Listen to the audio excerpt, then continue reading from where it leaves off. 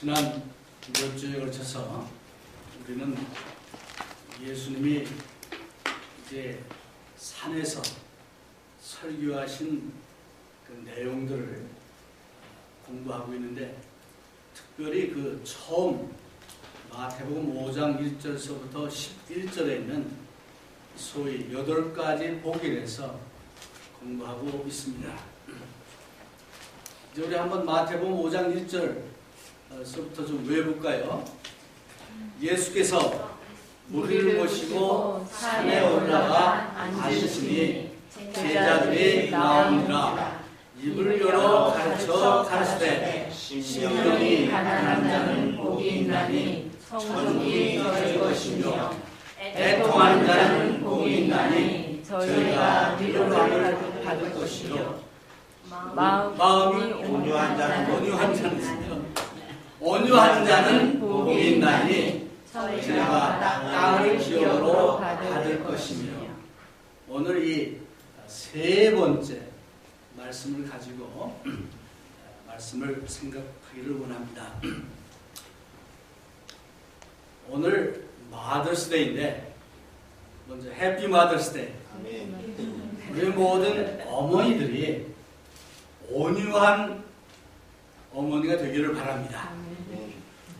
또 그 온유한 어머니 밑에서 자란 모든 자녀들이 온유한 자녀가 된다면은 아마 이 세상이 달라질 겁니다.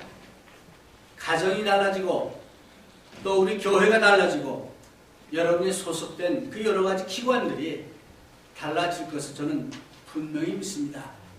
오늘 주님의 말씀을 보면은 온유한 사람은 땅을 기업으로 받는다 라고 축복의 말씀을 하고 계십니다.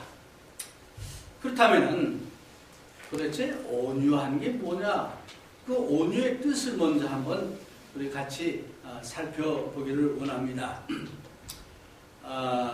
그 사전에 보니까 온유한 것은 겸손한 마음으로 도발적인 상황에서도 참고 배우려는 자세를 갖는 것, 또는 온유한 것은 쉽게 감정이 폭발하지 않고 자기의 감정을 다스리는 것, 뭐 이렇게 얘기를 하고 있습니다. 또 어떤 사람은 온유는 뭐냐? 온유는 power under control. 그 말은 무슨 얘기냐면은 이제 여러 종류의 힘이 있는데 그 힘이 컨트롤이 된다는 거예요. 우리 모든 인간에게는 육체적인 힘이 있습니다. 정신적인 힘이 있습니다. 영적인 힘이 있습니다. 그래서 이 힘을 통해서 우리가 많은 것을 이룰 수 있는데, 이 힘을 잘 컨트롤해야만 많은 것을 이룰 수 있습니다. 그래서 우리가 잘 아는 대로 아리스토텔레스는 말하기를 사람마다 화를 내는 것은 다 잘할 수 있대요. 아무도 공부 안 해도 화내는 건 잘한대요. 맞는 말이죠. 이건 뭐 연습 안 해도 화내는 건 쉽게 냅니다. 그런데 화를 내더라도 절제하면서 적당한 때에 적당한 사람에게 적당한 양으로 화를 내는 것, 이게 온유라는 거예요. 그거 쉬운 것 같지만 참 어려운 얘기죠. 네. 오늘 우리가 생각하는 온유가 바로 그런 겁니다. 그래서 그 헬라 말에 온유를 나타내는 여러 가지 그 설명이 있는데, 온유가 뭐냐? 이제 독감에 걸려가지고 굉장히 열이 나고 뭐 아프고 이럽니다. 그때 어떤 약을 탁 줘가지고 약을 먹으니까 머리 아프던 것도 가고 열도 컨트롤이 되고, 그때 쓰는 말이 온유라는 말, 같은 말이에요. 그러니까 이 약이 제 약을 제대로 적당하게 해가지고 말하자면 이 컨트롤하는 그 파워가 있는 거죠. 근데 이 약을 너무 터무니없이 많이 먹어버리면 약이 아니라 독약이죠. 그건 온유가 아니야. 네. 또 여러분들 가정에서 가축을 많이 키우는데 우리 한국에도 있잖아요. 당나귀, 말 뭐 이런 거 있는데 이 당나귀가요, 이게 고집이 아주 그냥 엄청 셉니다. 그래서 훈련 안 된 당나귀는 이건 뭐 도무지 쓸모가 하나도 없어요. 그래서 잘 훈련된 당나귀, 가축, 또 여러분들 저기 미국에도 뭐 저 다코다주나 이런 데 가면 아직도 야생말이 있는데 정말 그 멋있는 그 뭐 말들 있잖아요. 이게 그냥 야생마로 있으면은 이게 안 돼. 근데 그 야생마의 그 엄청난 그 파워, 힘을 갖다가 잘 훈련을 해서 하면은 그 말을 타는 주인한테 기쁨도 주고 뭐 그러지 않습니까? 그래서 컨트롤 되는 그 파워. 그 얘기예요. 물도 말입니다. 물이 우리 인간에게는 정말 꼭 필요한 거예요. 그래서 이 물의 파워를 우리 잘 압니다. 우리 생명을 이제 갖게 하기도 하지만 이 엄청난 양의 물이 한꺼번에 몰려오면은 옛날 사라오 태풍이나 뭐 허리케인이나 이런 걸 해가지고 완전히 뭐 그냥 다 쓸어버리잖아요. 근데 그 물의 파워를 댐이나 이런 걸 통해서 잘 컨트롤하면은 그 파워를 통해서 발전도 하고 또 우리 참 삶에 필요한 그런 거로 만들 수 있는 그게 물의 저거예요. 그래서 거기서 그 힘을 컨트롤하는 게 뭐냐?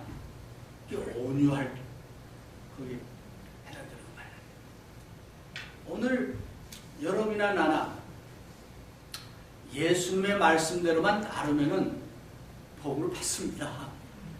예수님이 지금 그 복받는 비결을 하나하나 가르쳐 주는 거예요. 그래서 온유한 자는 복이 나니 저희가 땅을 기업으로 받는다 그랬습니다. 이게 온유의 그 숨어있는 그런 뜻을 지금 설명을 드리는데, 자 그렇다면은 그 성경에 나온 온유한 사람들의 모습을 한번 잠깐 우리 살펴보도록 하겠습니다. 성경에 나오는 온유. 아브라함이 있어요. 여러분 아브라함 잘 아십니다. 아브라함 특별히 하나님께서 선택해가지고 참 큰 축복을 약속하셨어요. 그래서 하나님의 말씀에 순종해가지고 갈대아 우르를 떠나가지고 이제 그 가나안 땅으로 갔습니다. 근데 거기에 가뭄이 되니까 할 수 없이 애굽에 이제 내려갔다가 그 애굽에서 그 왕이 또 뭐 가축도 주고 재산 줘가지고 이름을 이제 많이 가지고 이제 다시 옵니다. 그런데 재산이 늘어나고 가축이 많아지니까 그때 아브라함이 데려갔던 롯이 있어요. 그렇죠? 땅은 좁은데 풀은 뭐 한정되어 있는데 양이나 뭐 가축이 많으니까 무슨 일이 일어났냐? 롯의 그 양, 그 가축을 키우는 그 목동들하고 아브라함의 목동들이 싸움이 붙었어. 막 서로 이제 싸우는 거예요. 그걸 아브라함이 보고 롯을 부릅니다. 롯아, 이제 우리는 서로 친척이다. 네? 넌 내 족하고. 여기서 우리가 이렇게 싸울 것이 아니고 저 지금 넓은 땅이 있는데 내가 한번 정해라. 한번 내 마음에 정하는 대로 내가 왼쪽을 찾는다면 나는 오른쪽 가겠고 내가 오른쪽을 원한다면 나는 왼쪽으로 가겠다. 그런 거예요. 우리 생각해 봅시다. 아브라함은 나이로 봐도 롯보다 많아.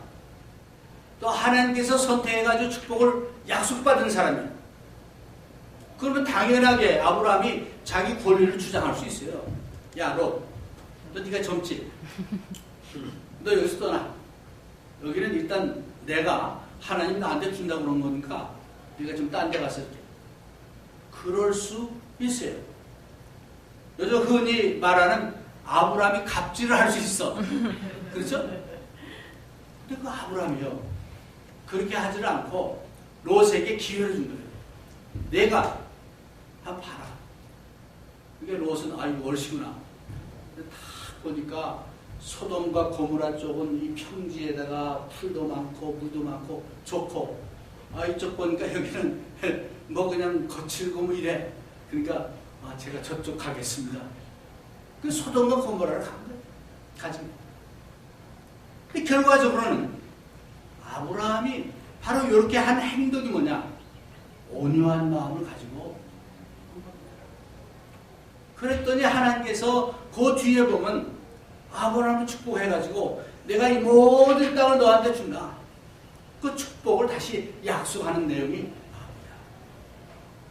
그래서 아브라함이 이런 온유한 마음을 가지고 온유하게 행동하니까 하나님이 그에게 땅을 기업으로 주신 거예요. 모세 있습니다. 여러분들 잘 아시는 대로 모세는 정말 그 처음 40년은 애굽의 왕자로서 모든 교육을 받고 정말 잘 성장했죠. 그러다가 그만 이제 40세 때 에집트 사람을 죽이고 도망을 가게 됐죠. 40년 동안 광야에서 생활합니다. 그때 하나님이 모세를 부릅니다. 그래가지고 이제 원래는 모세가 자기가 원하지 않았지만 하나님이 맡겨주셨으니까 이스라엘 백성들을 데리고 광야로 갔어요. 그런데 광야 생활을 하고서 얼마 안 돼가지고 그 모세의 형제 아론하고 미리암이 있어요. 이 형제야. 근데 아론하고 미리암이 가만히 보니까 지난 애나 똑같은데, 네? 이런 생각이 드는 거예요. 근데 그때 모세가 성경에 보니까 외국 여자하고 결혼을 했어. 근데 그 말을 가만히 보면은 그 모세의 경우 그 사람이 아마 그 흑인 여자가 아닌가 싶어요. 네? 그 계통의 여자예요. 그걸 핑계 잡아가지고 사실은 이제 시기심에서 그랬는데 그걸 핑계 잡아가지고 이제 모세에게 도전을 한 겁니다. 그랬을 때 하나님께서 미리암과 아론을 이제 불러가지고 너희 셋 다 밖으로 나와 해가지고 그래서 하나님께서 미리암에게 어떻게 했어요? 문둥병이 걸게 합니다. 그럼 내가 모세라면 꽃이다. 나한테 덤벼들더니 형제가 누나가 내가 뭐 하고 싶어 하는 것도 아니고 하나님이 나를 이렇게 불러주시고 하나님 나에게 이런 명령을 하셔서 나는 나를 뿐인데 나를 시기하고 그래? 그 꽃이다 할 수 있어요. 근데 그 모세를 보니까 그때 모세가 하나님께 강구했어요. 하나님 저 미리암을 고쳐주세요. 모세가 온유한 마음을 가졌던 겁니다. 우리가 잘 아는 요셉이 있습니다. 요셉은 그 아버지가 참 늦게 나가지고 또 자기가 제일 좋아하는 그 부인에게 난 아들이니까 좋아했겠죠. 그래가지고 특별히 편애를 한 거야. 야곱이가 사실은 편애를 하면 안 되잖아요. 편애를 했어. 그러다 보니까 이 요셉만 자꾸 저거 하고 뭐 꿈얘기를 했었고 그래가지고 형들한테 이제 미움을 받지 않습니까? 그 형에 의해서 노예로 팔려가지 않습니까? 그래서 노예 생활을 하면서 얼마나 여러 가지 고통을 겪어요. 감옥에까지 갔다 오고. 그래서 나중에 훨씬 후에 요셉이가 이제 총리가 되는 겁니다. 그때 이제 양식이 궁한 그 요셉의 형제들이 이제 애굽에 와가지고 이제 요셉에게 온 거 아니에요. 그때 보통 사람 같으면 원수는 외나무다리에서 만나. 이제 죄값을 받을 때가 됐어. 때는 이때야. 이러고 좀 원수를 갚을 수 있었는데, 사실은 요셉은 원수를 갚기보다는 그 형제들을 이제 그 아버지가 죽은 다음에도 원수 갚지 않고 그들을 용서하는 마음을 가졌습니다. 바로 그 마음이 어떤 마음이냐? 온유한 마음. 성경에 보면은 뭐 많이 나옵니다. 가장 온유한 사람의 대표적인 인물이 우리가 잘 아는 대로 예수 그리스도입니다.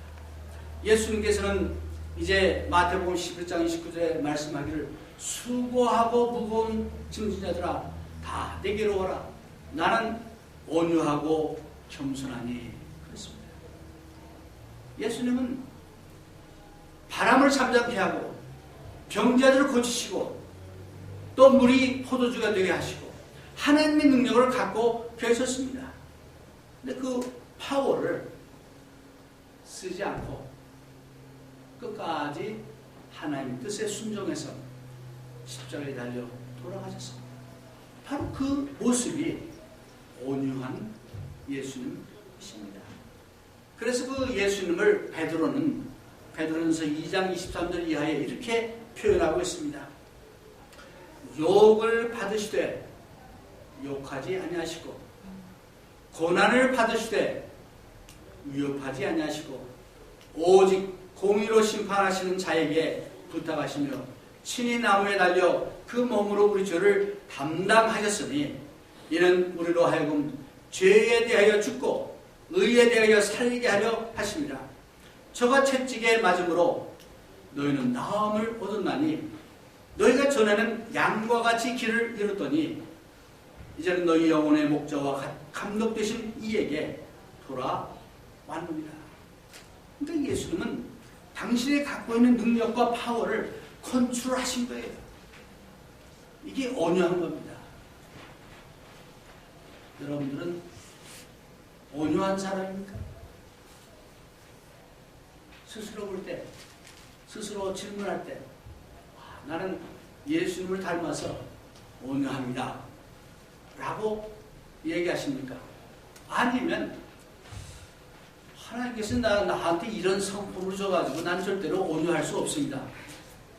그러니까 나는 바꿀 수 없습니다. 그런 자세를 갖습니까? 오늘 나는 여러분들에게 도전합니다. 아마 여러분들이 이 세상에 태어날 때 나름대로 성품을 갖고 태어난 건 사실입니다. 그러나 예수님 오늘 여러분에게 말씀하기를 온유한 자는 복이 있나니 저희가 땅을 기업으로 받는다라고 얘기했습니다. 다윗 한번 봅시다. 다윗도 참 다윗의 그 성품을 보면 어떤 때는 상당히 성질도 있고 뭐 이게 좀 리더십도 있고 뭐 그런 분 아니에요. 근데 사울 왕에게 쫓겨다닐 때 우리 잘 아는 얘기죠. 한 번은 불 속에 들어가서 하도 피곤하고 쫓기고 뭐 그러니까 불 속에 들어가서 이제 그 부하들하고 있는데 사울이 그것도 혼자서 그 불 속으로 들어오지 않습니까?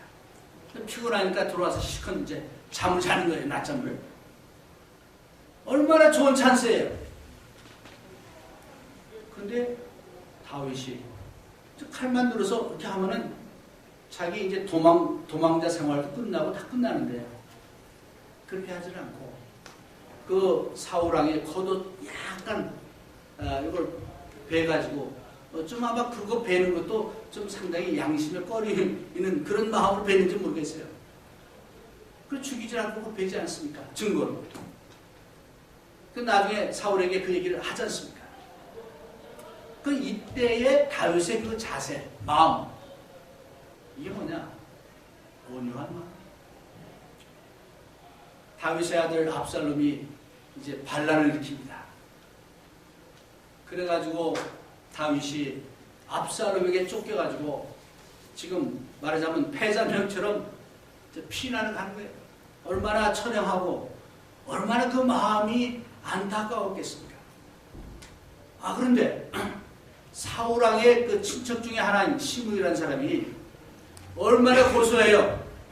사울왕을 물리치고 다윗이 왕이 돼가지고 권력을 잡으니까 이제 속에 이렇게 하고 있다가 다윗이 쫓겨가는 걸 보고 또 아들 때문에 너무 고소해가지고 그냥 막 저주를 해댑니다. 쫓아가면서 돌도 던지고. 근데 다윗의 조카가 왕이시여. 저 개 같은 저 사람 제가 가서 목을 잘라오겠습니다. 그래요. 다윗이 그때 아니다. 그 시므이가 나를 저주하는 것은 하나님께서 그렇게 시킵니다. 실컷 저주하게 하라. 다윗에게 파워가 있었어요. 말 한마디면 그 사람 당장 죽일 수 있는 그런 상황이었어요. 하지 못하겠어요. 이게 뭐냐? 다윗의 온유한 마음입니다. 자기의 파워를 컨트롤합니다. 그러니까 하나님께서 다윗을 축복하시고 내 마음에 합당한 자라고까지 칭찬을 하시게 된 겁니다. 이제 우리가 살아가면서 특별히 오늘날 온유한 사람은 생각에 그거 지금 현대 사회에서 온유한 마음을 갖고 살다가는 우리 다 망합니다. 직장에서는 따돌림 당할 것이고 또는 내 그 속한 그 조직 사회에서는 인정도 못 받고 항상 그 능력이 없는 사람으로 인정받을 것이고 등등 그렇게 생각합니다. 또 사실 하나님을 믿지 않은 사람들은 그렇게 가르쳐요. 그런데 예수님은 말씀하기를 온유한 자는 복이 있나니 저희가 땅을 기업으로 받을 것이에요.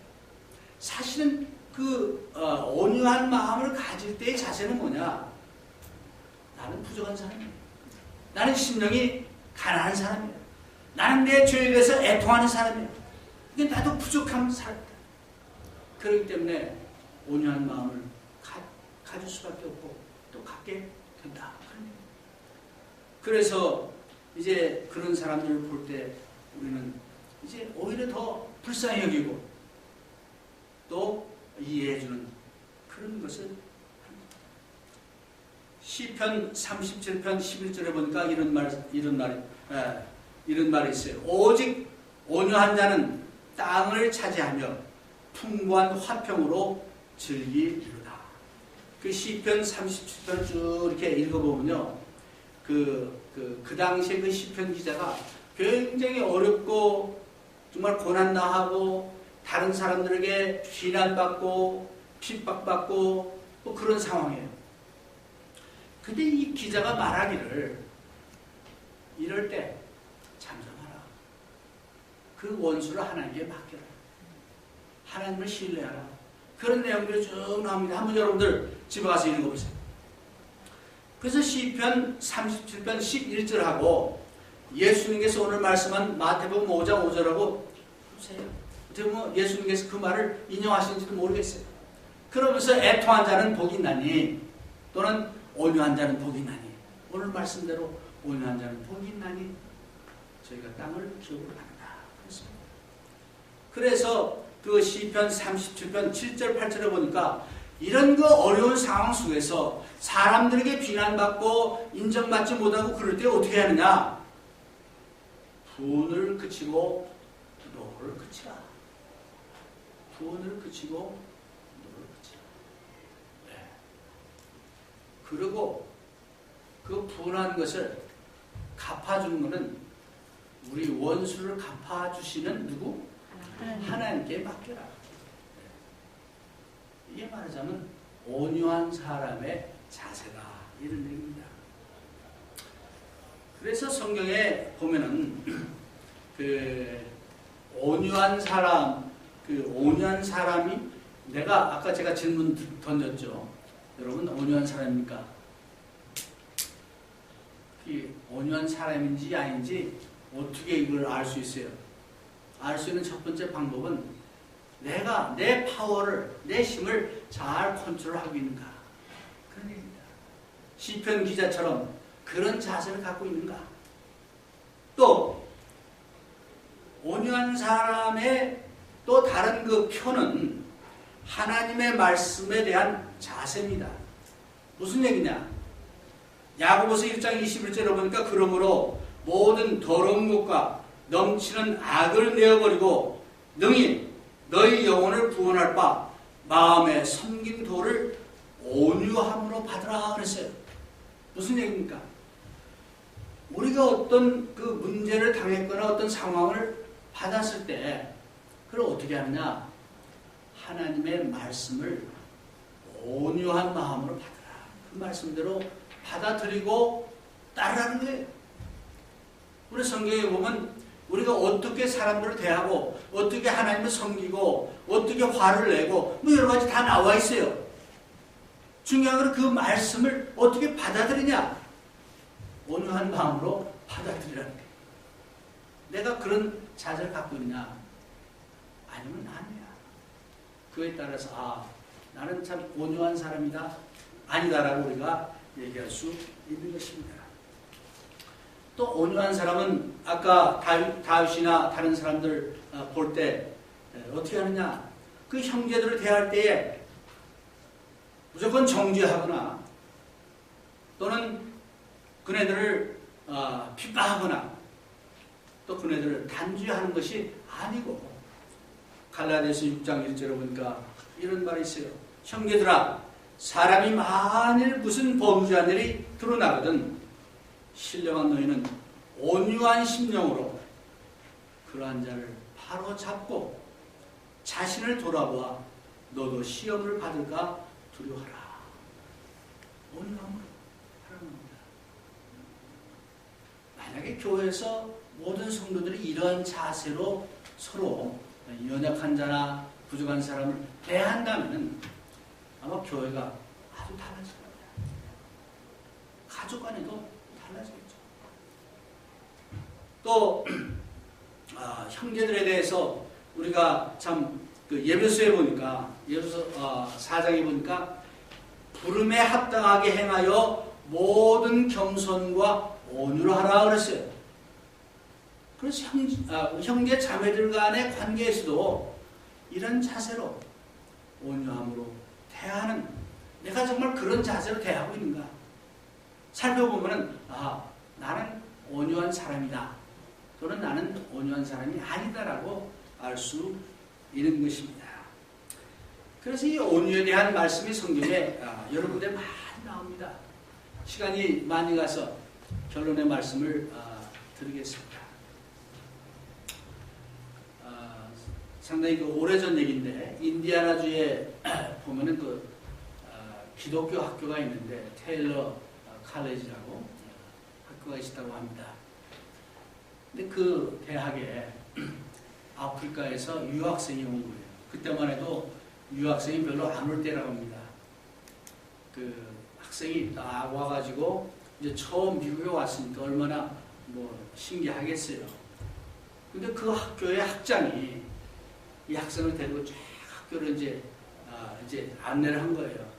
그러면서 기숙사도 쫙 이제 배줬어요. 기숙사 여기는 이거 저거 쭉 배준 거예요. 그래서 마지막에 이 학생에게 이 학장이 묻습니다. 그 학생 이름이 샘인데, 샘, 너는 여기 기숙사 중에서 어느 방을 갖기로 하느냐? 하고 물었어요. 그때 이 학생이 하는 말이, 학장님, 다른 학생들이 다 갖기를 원하지 않는 방이 있으면 그 방을 저에게 주십시오. 이 학장이 그냥 완전히 놀란 거예요. 아니, 다른 사람들이 갖기 원하지 않는 그 방을 달라고 하는 그 자세. 이 학생은 정말 믿음이 제대로 들어갔구나. 그 너무나 놀래가지고 말하자면 그 학교에 자랑거리처럼 전해져 내려온다고 합니다. 만약 우리가 정말 온유한 마음을 가지고 우리의 욕심을 컨트롤할 수 있고 우리의 성품을 컨트롤할 수 있고 정말 예수님처럼 그런 온유한 마음을 갖는다고 하면 직장에서도 다른 사람들이 제일 하기 싫은 일 내가 하겠습니다. 그런 마음을 가져. 또 식당에 가서도 그러니까 오늘 그렇게 하라는 얘기는 아니에요. 식당에 가서도 다른 사람 제일 먹기 싫어하는 거 내가 먼저 먹지. 또는 같은 뭐 음식이 나와도 좀 뭔가 딴 사람들 꺼려하는 그거 내가 먹겠습니다. 그런 자세를 갖고서 믿음 생활을 한다고 하면 우리의 영향력이 얼마나 크겠습니까? 그뿐 아니라 우리의 마음은 또 얼마나 여유로워지겠습니까? 예수님은 말씀합니다. 온유한 자는 복이 있다. 땅을 기업으로 받는다. 여기서 땅을 기업으로 받는다는 것은 이제 그 당시에는 아주 그 좋은 것, 재산, 이거는 땅이나 뭐 짐승 이거잖아요. 이 땅에서도 그런 온유한 마음으로 우리가 살아간다면 하나님께서 우리의 필요한 것을 알아서 더 해주시고 해결해 주시고 더 좋은 것으로 갚아 주신다는 그런 얘기예요. 여러분 이거 믿습니까? 아멘. 태우고는 믿기지 않은 얘기입니다. 그러나 우리는 우리의 주님 예수님의 말씀을 믿습니다. 아멘. 그래서 그 주님께서 온유한 자는 복이 있다고 그랬습니다. 땅을 기업으로 준다 했사오니 하나님 나에게 그 온유한 마음을 주십시오 하고 우리 기도하는 마음으로 온유한 사람이 되어서 축복받는 여러분들이 되시기를 바랍니다. 아멘.